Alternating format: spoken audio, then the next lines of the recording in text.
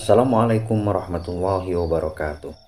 Jumpa kembali bersama Sang Hyang Cipta Rasa yang akan persembahkan kisah-kisah mistis menarik untuk menghibur teman-teman semua dimanapun berada.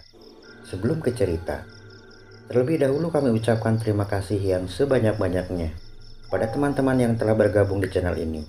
Dan bagi yang belum bergabung, silakan mampir dan berikan dukungannya dengan cara subscribe, like, komen, dan share ke teman-teman lainnya agar channel ini semakin berkembang.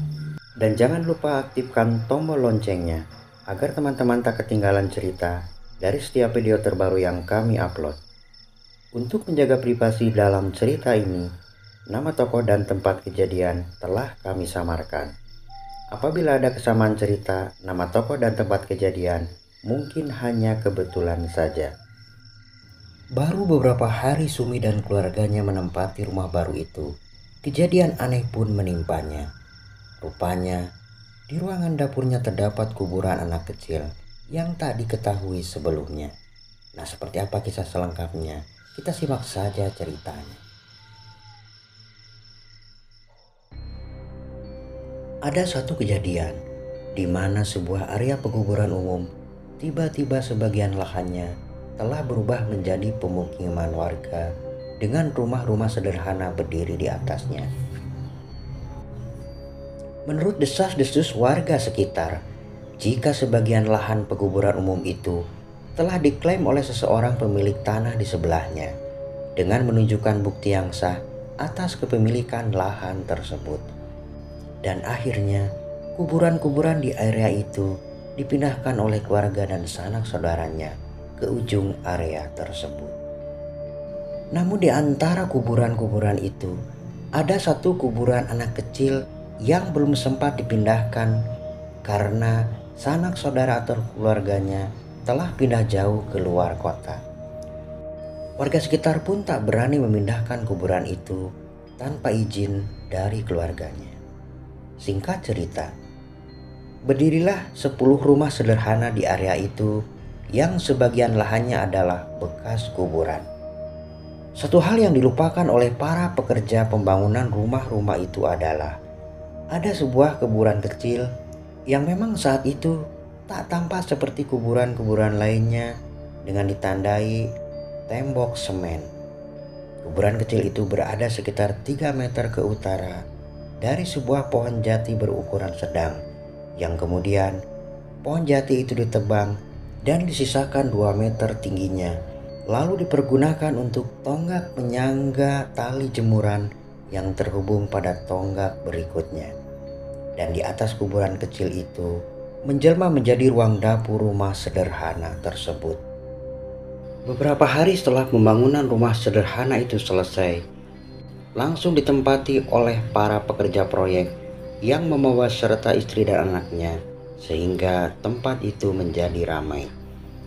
Sebenarnya tak ada hal yang perlu ditakuti di area itu, walaupun dekat dengan area kuburan, sebab area perumahan itu berada di tempat yang lebih tinggi, yang beberapa meter di bawahnya membentang jalan raya yang ramai dengan kendaraan yang berlalu lalang setiap saat, serta deretan kios-kios di jalur kiri kanan jalan itu menambah ramai suasana dengan lampu-lampu penerangan jalan di sepanjang jalan raya tersebut.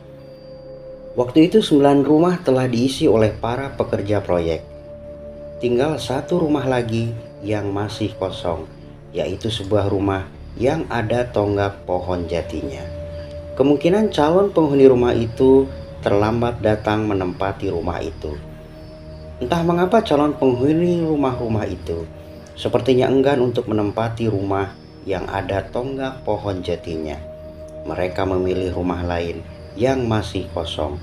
Padahal rumah itu dekat sebuah tiang listrik dengan nyala lampu yang sangat terang. 2 hari berlalu. Akhirnya calon penghuni rumah tiba dan segera menempati rumah yang hanya tinggal satu-satunya yang masih kosong kala itu. Pasangan muda Dedi dan Sumi beserta seorang anak yang baru berumur 5 tahun. Dan karena pekerjaan di proyek baru akan dimulai beberapa hari lagi, sehingga para calon pekerja dapat beristirahat dan mempersiapkan diri serta agar dapat beradaptasi terlebih dahulu dengan lingkungan mereka di sana. Hari-hari berlalu, tak terasa pengerjaan proyek pembangunan di daerah itu pun dimulai. Para suami di 10 rumah itu akan berangkat pagi dan pulang sekitar jam 9 malam, sehingga ketika para suami mereka bekerja, yang tinggal di rumah-rumah itu hanya para istri beserta anak-anaknya saja. Telah lebih seminggu, Dedi dan Sumi menempati rumah itu. Tak ada kejadian aneh apapun yang menimpa mereka saat itu. Sampai pada suatu malam, sekitar pukul 10, anaknya itu menangis dan ingin buang air besar. Dengan masih mengantuk, Sumi bangun dan membawa anaknya ke kamar mandi di belakang di ruang dapur. Ia tak tega membangunkan suaminya yang baru saja terlelap tidur. Setelah selesai dan keluar dari kamar mandi, tiba-tiba anaknya itu menoleh ke arah pintu keluar di dapur itu dan berlari ke arah sana sambil tertawa-tawa kegirangan. Lalu dilihatnya anaknya itu seperti bermain dengan seseorang yang tak tampak. Wajah Sumi pucat seketika. Lalu ia segera membopong anaknya dan membawanya kembali ke kamar. Namun anaknya itu malah menangis dan meronta-ronta dan ingin kembali main di dapur. Karena kewalahan menghadapi anaknya tersebut, Sumi segera membangunkan suaminya. Lalu ia membawa anaknya kembali ke dapur. Sesampainya di dapur, tangis anak itu berhenti dan berlari ke dekat pintu dapur sambil tertawa-tawa dengan riangnya. Dedi yang masih sangat mengantuk segera mengikuti istrinya ke dapur. Ia memperhatikan anaknya yang tengah bermain sendirian. Lalu Dedi merebahkan tubuhnya di atas dipan kayu dekat istrinya yang duduk sambil memperhatikan anaknya tersebut. Dan tak lama terdengar dengkuran dari arah Dedi. Ada yang aneh dengan anaknya itu. Ia seperti tengah bermain-main dengan seseorang. Tapi siapa? Tak ada orang lain di dapur selain mereka bertiga. Waktu sudah menunjukkan pukul 1 dini hari. Sumi yang sudah tak kuat lagi karena mengantuk memujuk anaknya berkali-kali agar mau tidur dan bermain lagi besok hari. Dengan susah payah, akhirnya anaknya itu mau diajak ke kamar tidur. Ketika anak itu digondong Sumi, ia menoleh ke arah pintu dapur sambil "Dadah," katanya. Tak berapa lama, Sumi dan anaknya terlelap di kamar tidur, meninggalkan suami yang tidur di bangku kayu dapur. Keesokan harinya selepas asar, ketika Sumi sedang menina bobokan anaknya sambil digoyang-goyang dalam gendongan, terlihat dari arah ujung jalan 2 orang sepertinya menuju ke arah rumahnya.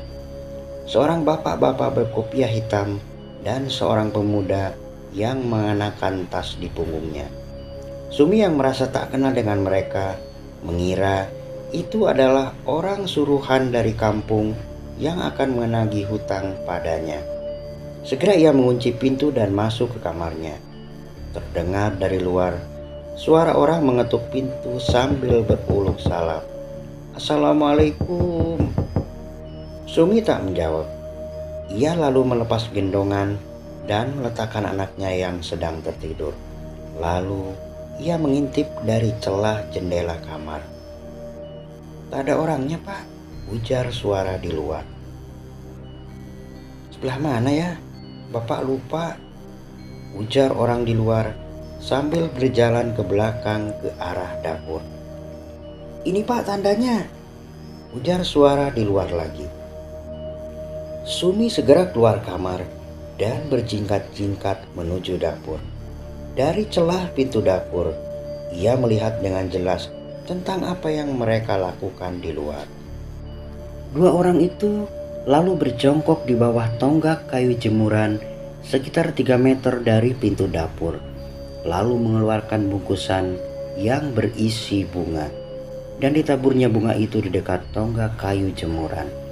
Sesaat kemudian, terdengar orang-orang itu seperti membaca doa-doa. Sumi yang mengintip dari pintu dapur mulai merasakan keanehan. Hatinya pun mulai berdebar-debar. Apa maksudnya orang-orang itu ya? Batin Sumi. Tak lama kemudian, orang-orang di luar itu bangkit dan meninggalkan tempat itu. Malam harinya, sekitar pukul 10 malam, Dedi sudah terlelap tidur setelah kecapean siangnya bekerja, dan Sumi sedang mendekap anaknya yang tertidur. Sumi belum sempat menceritakan kejadian sore tadi pada suaminya karena keburu tertidur. Tiba-tiba anaknya terbangun dan berlari keluar kamar ke arah dapur. Sumi berusaha menangkapnya, namun ia melepaskan tangan ibunya dan anak itu berhenti dan menatap ke arah pintu dapur. Sumi segera mendekat dan menggendong anaknya. Tiba-tiba tanah di dekat pintu dapur itu bergerak dan retak. Retakan itu semakin membesar. Lalu perlahan-lahan dari retakan lantai dapur itu menyembul tanah-tanah yang kemudian membentuk sebuah gundukan kecil. Sumi berteriak-teriak memanggil suaminya. Dedi terbangun ketika mendengar teriakan istrinya, lalu segera ke dapur, dan terlihat oleh mereka gundukan kecil itu terus bergerak dan memanjang membentuk sebuah kuburan. Sontak saja suami istri itu berteriak-teriak memanggil tetangganya, dan tak lama kemudian para tetangga telah berkerumun menyaksikan kejadian aneh itu. Esok harinya, kejadian semalam telah membuat heboh warga sekitar pagi itu, dan entah dari mana berita itu beredar begitu cepat, mengundang orang berkerumun untuk menyaksikan fenomena aneh di dapur Sumi saat itu. Dan atas saran para warga sekitar serta sesepuh kampung, akhirnya dapur Sumi dibongkar dan dialihkan ke samping rumahnya, serta membiarkan kuburan kecil itu tetap berada di sana. Beberapa hari berselang, dua orang yang Sumi lihat tempo hari datang ke tempat itu lagi. Lalu Sumi menceritakan kejadian yang menimpanya pada mereka. Dan atas kesepakatan mereka, lalu kuburan itu dipindahkan ke ujung area itu bersama dengan kuburan-kuburan lainnya. Dan alhamdulillah, semenjak kuburan itu dipindahkan, tak ada lagi kejadian aneh yang menimpa keluarga Sumi saat itu. Nah teman-teman, untuk menghindari hal-hal yang tak diinginkan, jika sebelum melakukan sesuatu, alangkah baiknya kita bertanya terlebih dahulu kepada orang-orang di sekitar, karena mungkin saja ada hal-hal yang tak kita ketahui sebelumnya.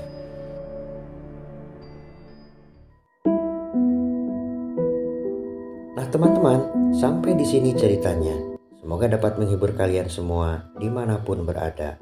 Terima kasih bagi teman-teman yang telah menonton dan mendengarkan ceritanya. Mohon maaf apabila ada salah-salah kata. Sampai jumpa di kisah mistis selanjutnya hanya di Sang Hyang Cipta Rasa. Assalamualaikum warahmatullahi wabarakatuh.